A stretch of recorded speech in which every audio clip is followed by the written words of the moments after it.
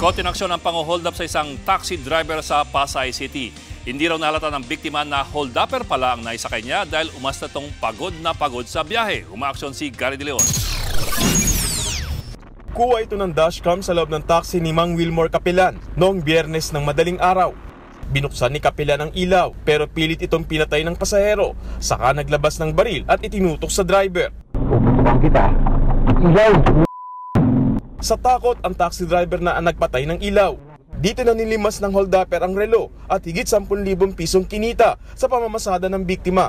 Kwento ng driver, sumakay ang suspect sa FB Harrison sa Pasay at nagpahatid sa monumento.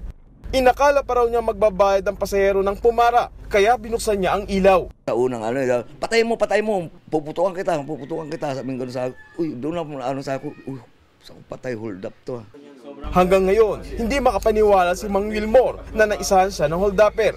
Sa halos 3 dekada niyang pagta-taxi driver, kabisado na raw niya ang galawan ng mga kawatan. Pero sa pagkakataong ito, hindi umubra ang instinct niya.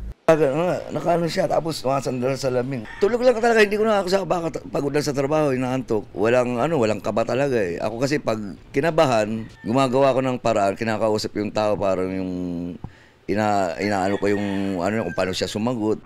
Naipablatan na ni Mang Wilmore ang insidente. Mabuti na lang daw at malinaw na nakuna ng dashcam ang mukha ng hold-upper na pinaghahanap na ngayon ng mga otoridad. Umaaksyon, Gary De Leon, News 5.